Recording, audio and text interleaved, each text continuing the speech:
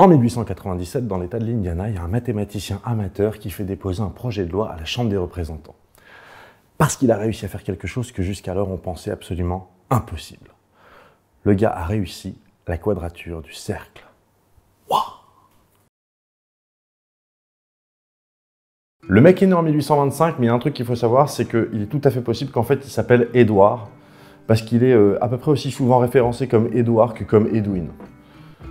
Moi je vais l'appeler Edwin, mais voilà. Et la quadrature du cercle, qu'est-ce que c'est? C'est un problème mathématique très ancien, mais vous inquiétez pas, on va y venir. Et il y a deux façons d'envisager le problème. La première, c'est de dire, si j'ai un disque d'une surface donnée, est-ce que je peux construire un carré dont la surface est exactement la même? Et l'autre façon d'envisager, c'est exactement la même chose, mais avec des périmètres au lieu de surface. C'est dire, est-ce que je peux construire un carré dont le périmètre serait pile égal à la circonférence d'un cercle donné? Et avant que les collégiens se mettent à gueuler, j'ai bien conscience du fait que le problème, en fait, est hyper facile à résoudre. Si j'ai un disque dont le rayon fait 1, sa surface, c'est pi fois 1 au carré, donc ça fait pi. Eh ben, il suffit que je prenne un carré dont le côté fait racine de pi, sa surface, ça va être racine de pi au carré, ça va faire pi. Voilà, et donc le carré a pile la même surface que le disque. Sauf que, évidemment, c'est pas aussi con que ça, vous pensez bien. Hein, il y a une règle du jeu, en fait, pour pouvoir démontrer la chose. Hein. Il faut que ce soit une construction purement géométrique. C'est la méthode que je vais appeler la méthode à l'ancienne. En pratique, ce que ça signifie, c'est qu'à partir du cercle, on doit pouvoir construire le carré en utilisant un compas, une règle non graduée, et c'est tout. Si, un crayon peut-être, voilà, si, un crayon aussi. Et donc, j'ai dit, c'est un problème qui est très ancien. On trouve une approximation qui est faite sur un papyrus qui date de la deuxième période intermédiaire de l'Égypte. C'est une période qui court entre 1650 et 1550 avant notre ère. Ce papyrus, qu'on appelle le papyrus Rind, parce qu'il a été acheté par un mec qui s'appelait Rind, mais en réalité, il a été rédigé par un scribe qui s'appelle Ahmès, qui était scribe d'Apophis Ier. Ce papyrus est en fait une copie d'œuvre plus ancienne qui constitue un genre de manuel de mathématiques avec dedans plein de problèmes d'arithmétique et de géométrie, et parmi lesquels une approximation de la quadrature du cercle. Dans ce papyrus, un carré qui fait 8 de côté a la même surface qu'un disque qui fait 9 de diamètre. Et on est vraiment pas loin du compte là. Ça nous met une valeur de pi à 3,16, donc c'est sûr que globalement c'était suffisant pour les gars de l'époque. Bah ouais, parce que quand on construit un édifice, et n'en déplaise à ces crétins de pyramidiaux, on n'en a rien à foutre d'être précis jusqu'à la 3000e décimale. Et c'est valable encore aujourd'hui dans la construction. Hein. Si vous devez construire un mur qui fait 3,14 m de long, je vous garantis que si vous le mesurez avec un truc au laser ultra précis, il fera jamais 3,14 m de long. Il fera 3,1404, 3,1392.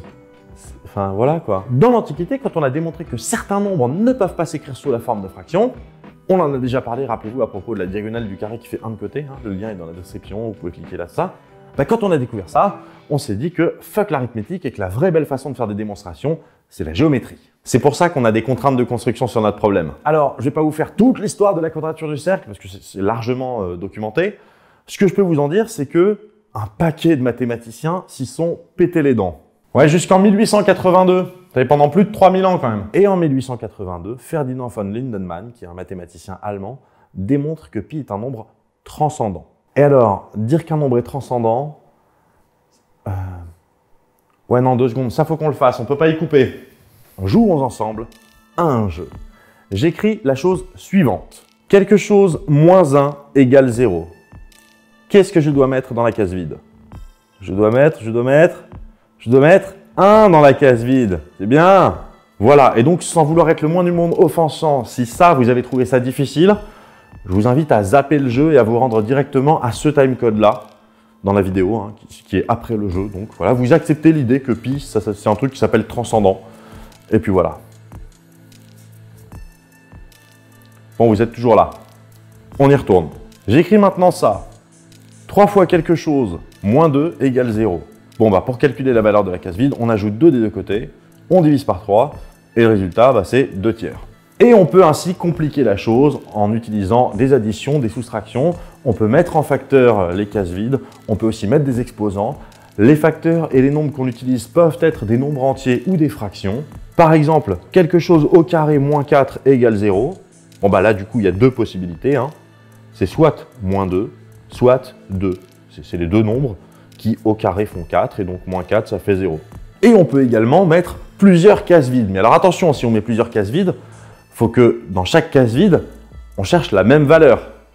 Et du coup, pour simplifier, pour ne pas laisser de case vide, parce qu'on aime bien les notations un peu propres, on va remplacer cette case vide par un x.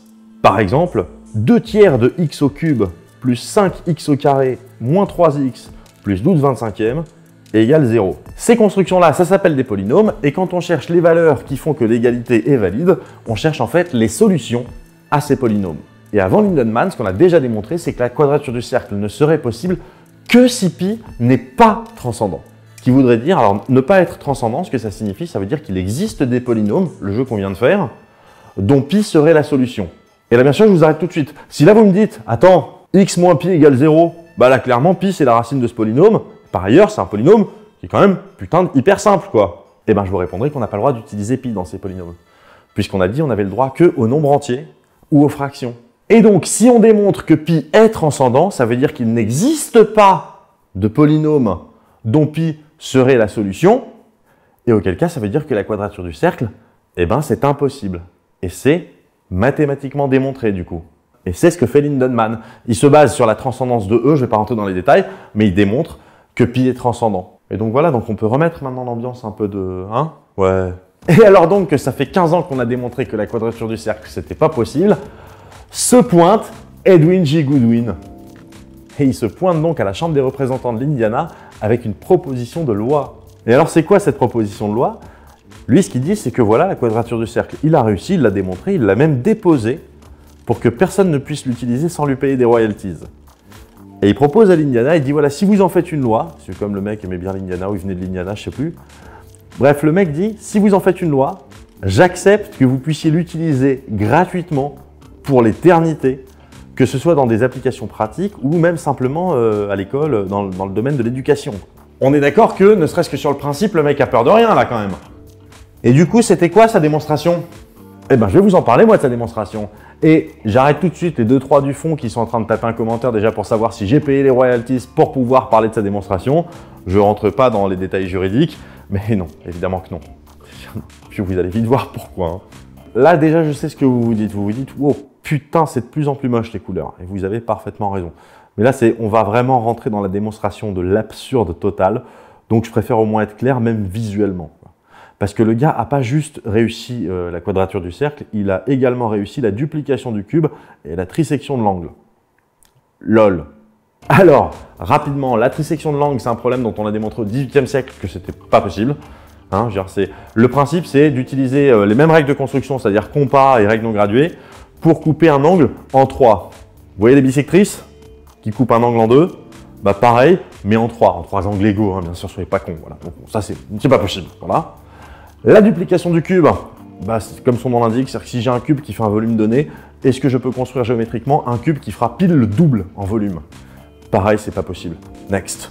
Et c'est le retour des lumières moches. Et Edwin se pointe avec son texte de proposition de loi qu'il a d'ailleurs lui-même rédigé et dans laquelle il a écrit la chose suivante. Ces solutions à la trisection de l'angle, la duplication du cube et à la quadrature du cercle ont déjà été acceptées comme contribution à la science par l'American Mathematical Monthly. Et il doit être reconnu que ces 10 problèmes ont été longtemps laissés par le corps scientifique comme mystère insoluble et au-dessus de la compréhension humaine. Et si vous me dites, attends Bruce, là, mais le gars il se la raconterait pas un peu quand même? Bah ouais, clairement. Mais il y a autre chose qui m'interpelle. Comment est-ce que le gars a pu être publié par l'American Mathematical Monthly, qui est une revue mensuelle sur les mathématiques, et qui est quand même plutôt sérieuse? Alors déjà, vous avez le lien dans la description pour voir la publication. Le gars a tout simplement vu son truc publié dans le courrier des lecteurs. Voilà. C'est comme si maintenant vous passiez une petite annonce dans Le Monde et que vous disiez que vous étiez publié dans Le Monde. Donc, ceci expliquant cela, et pour quelqu'un qui biterait rien aux mathématiques, comme manifestement c'est le cas de beaucoup de gens à la Chambre des représentants de l'Indiana à l'époque, eh ben ça fait sérieux. Et alors du coup, bon, j'ai pas répondu à la question, sa démonstration, comment ça marche? Vous allez kiffer. Ah oui, mais alors juste un truc. Oh! Ah, merde. Bon, ce que lui il dit, c'est que si vous prenez une corde d'un cercle, c'est-à-dire que vous mettez 2 points sur un cercle et vous tirez un trait droit, un segment entre ces 2 points, le rapport qui existe, le rapport de longueur entre cette corde et l'arc de cercle qui est couvert par cette corde, c'est un rapport de 7/8. Dit autrement, si la longueur de votre corde fait 7 cm, et ben la longueur de votre arc fait 8 cm. Ce qui est faux. Je le dis tout de suite, voilà. Qu'il n'y ait pas d'ambiguïté, c'est faux. Et le gars va un peu plus loin, vous allez voir, pour l'instant c'est juste un peu con. après ça va devenir magique, et à la fin ça devient mythique. Donc là, ce qui va nous permettre de devenir magique, c'est que le gars il se dit, si j'ai un triangle isocèle rectangle, dont les côtés isocèles font 5 cm, l'hypoténuse fait 7 cm. Oui, et c'est faux aussi, hein. Voilà, mais on va venir après sur comment c'est possible de sortir autant de conneries, mais c'est faux. Et là, le gars se dit, hey, mais attends, avec mon triangle rectangle, je couvre un quart de cercle. Et donc, si je mets 4 triangles rectangles, je fais un cercle complet, avec des hypoténuses de chaque côté qui font 7 cm, donc qui sont comme des cordes représentant des quarts de cercle. Et donc, ces quarts de cercle font chacun 8 cm. Et donc, ça veut dire que je me retrouve avec un cercle dont la circonférence totale, bah, c'est 4 x 8, c'est 32 cm. Et par construction, le rayon de mon cercle fait 5 cm. Donc, le diamètre de mon cercle fait 10 cm. La circonférence d'un cercle, c'est pi fois le diamètre, puisque c'est pi fois 2 fois le rayon. Donc, c'est pi fois 10, et ça fait 32. Voilà, et c'est pile là que ça devient un truc légendaire. Voilà, donc pi égale 3,2. De rien, les gars. Je sais pas pourquoi vous vous êtes fait chier pendant 3000 ans, c'était facile pourtant. Alors,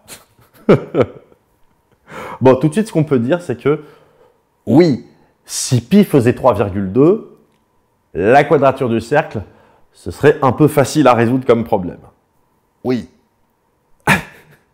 Et alors, juste avant de raconter ce qui va se passer, parce que, en fait, c'est ce qui va se passer qui en fait une histoire... Juste, comment est-ce que le mec a pu trouver des trucs comme ça? Eh ben, alors, on ne sait pas précisément. Mais moi, ce que je pense, je suis à peu près convaincu, je ne suis pas le seul d'ailleurs, je suis à peu près convaincu que le gars, en fait, il avait une règle graduée, qu'il a mesurée, et qu'il a mesurée à la zob. Parce que, si vous faites Pythagore dans un triangle rectangle, isocèle dont les deux côtés de l'angle droit font 5 cm, bah vous faites Pythagore, les deux côtés, la somme des deux côtés au carré, ça fait 25 plus 25, ça fait 50. Voilà. Donc ça veut dire que l'hypoténuse, c'est racine de 50. Et lui, il trouve 7 cm, et 7 cm, c'est racine de 49. Donc il a dû mesurer qu'à ça, et voir que ça faisait genre en gros 7, et dire « Hey, ça fait 7 !» Et puis pour l'arc de cercle, il a dû faire tourner sa règle autour de l'arc en disant « Ouais, mais les gars, mais ça fait 8 !» Et voilà. Et enfin, le gars est nul, quoi. Mais non, qu'on soit clair, normalement, à ce stade-là, normalement, c'est une non-histoire. Parce que des gens qui sont pas bons en maths, mais qui aiment les maths, ça existe, quoi. Et des gens qui sont pas bons en maths, mais qui pensent qu'ils peuvent y arriver quand même, et qui pensent qu'ils peuvent gagner de l'argent avec, ça existe aussi. Mais c'est à partir de maintenant que l'histoire devient ultime. Ça devient ultime parce que donc le gars présente son projet de loi qui est sobrement intitulé « Une loi pour introduire une vérité mathématique et offerte comme contribution à l'éducation et utilisée uniquement par l'État de l'Indiana sans paiement de royalty, sous réserve qu'elle soit acceptée et adoptée par la session parlementaire officielle de 1897. » Et cette proposition, qui est la proposition 246 de l'Assemblée législative de l'Indiana en 1897, est adoptée à une large majorité le 6 février. Et ils l'ont voté.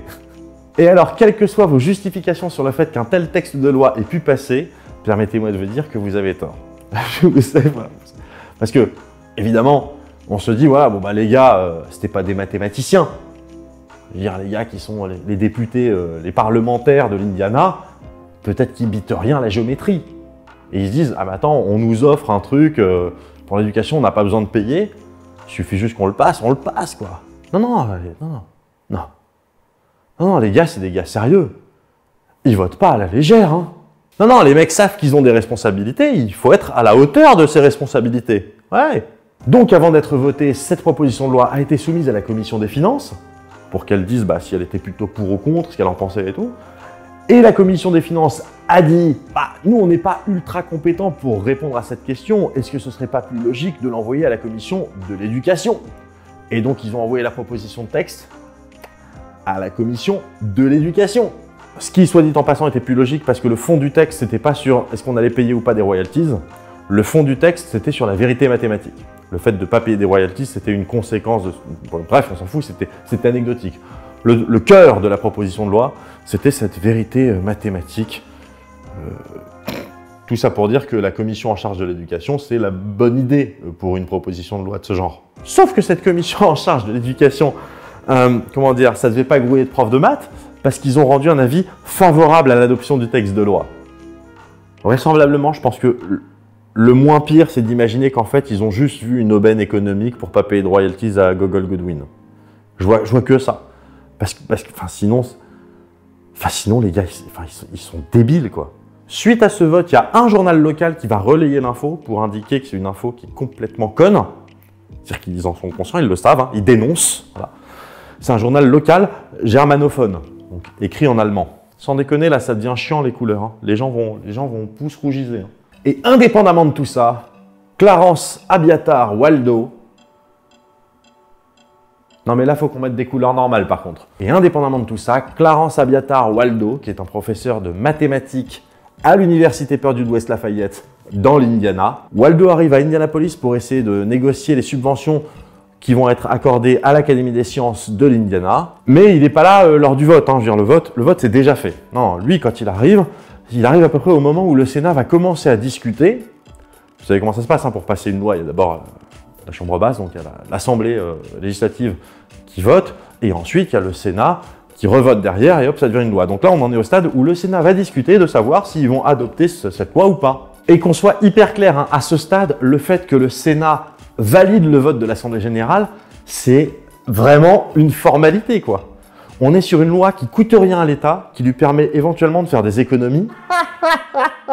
Et à côté de ça, les mecs, ils bitent rien. Et puis, ça donne du prestige aussi à l'Indiana. Mais putain, pas de prestige. Bref, le Sénat n'a aucune raison particulière de s'y opposer. Waldo rencontre différentes personnes du Capitole local, et notamment, il y en a un qui a le texte de loi, et qui a été déjà voté donc, à l'Assemblée législative, et qui est super fier, et qui lui montre, hein, et qui lui dit en gros, « Eh, t'as vu, on a un génie des maths qui nous offre sa théorie. Et tu sais quoi, si tu veux, je te le présente. » Ce à quoi Waldo va répondre après avoir pris connaissance du texte. « Alors, c'est gentil, mais il doit y avoir une légère confusion. Tu voyez-vous, je ne collectionne pas les débiles. Il n'y a pas besoin de me l'amener. » Ouais, il a dit ça, en gros. Je paraphrase un peu. Cela dit, Waldo, ça l'intrigue un peu. Parce qu'il sait que cette proposition de loi, elle a déjà fait la moitié du chemin. Donc, il décide d'aller assister au débat au Sénat, les débats qui vont aboutir normalement à une promulgation de cette loi, quoi. Et là, il se rend compte que les mecs ne pigent rien à ce dont ils parlent. Et qu'il ne peut pas laisser passer un truc pareil. Donc, il va prendre la parole pendant quelques minutes pour expliquer un petit peu aux sénateurs ce qu'il en pense. Il y a quelques sénateurs que ça va un petit peu, ouais, on va dire, intéressés. Genre, en gros, les mecs, ils se disent, attends, s'il y a moyen qu'on passe pour des gros teubés, je préfère le savoir d'abord. Sachant qu'avec les jours qui passent, il y a quand même certains journaux nationaux qui commencent à relayer l'info. Et que les gars n'ont pas envie de passer pour des teubés stratosphériques au niveau national.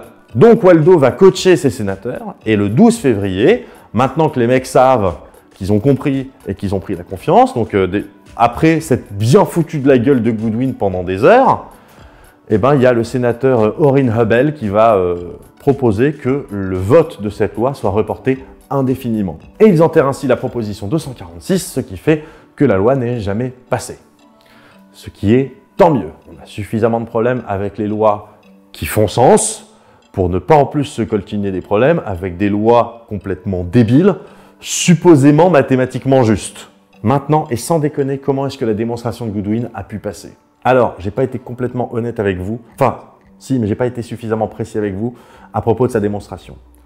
Ce qu'il faut bien comprendre, c'est que la démonstration de Goodwin, elle est quasiment ésotérique. C'est-à-dire que le texte est vraiment très difficile à lire. Il y a énormément de complexité qui sert strictement à rien. Mais cela dit, je me suis pas foutu de votre gueule. Je veux dire, le schéma, là, avec les 4 triangles, il est dans sa démonstration. Et si on veut être parfaitement honnête, la démonstration de Goodwin n'est pas complètement fausse. En fait, il manque 2 mots pour qu'elle soit parfaitement vraie. Il manque les mots « en gros ». Dans un triangle isocèle rectangle dont les côtés de l'angle droit font 5, l'hypoténuse « en gros » fait 7. Et en vrai, il n'y a même pas besoin de se faire chier avec tout ça. En fait, il suffit simplement de dire « pi en gros », c'est 3,2. Ce qui est vrai, même si c'est moins précis qu'un papyrus qui a plus de 3000 ans. Tout ça pour raconter quoi? À part le fait que, évidemment, dans l'Indiana, au 19e siècle, il y avait suffisamment de cons pour voter une loi comme quoi pi valait 3,2.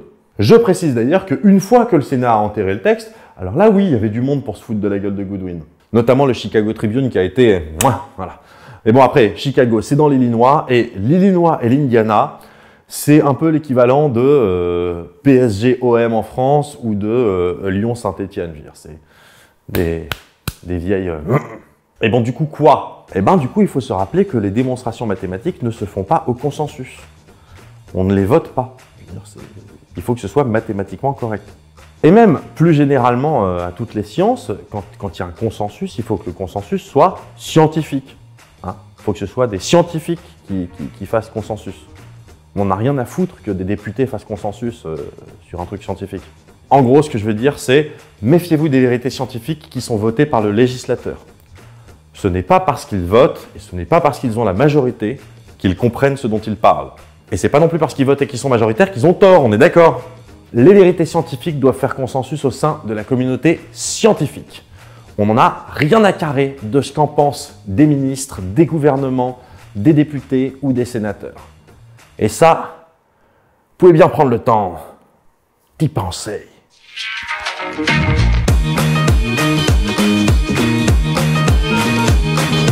Non mais sérieux, si même les flashs durent des plombes maintenant...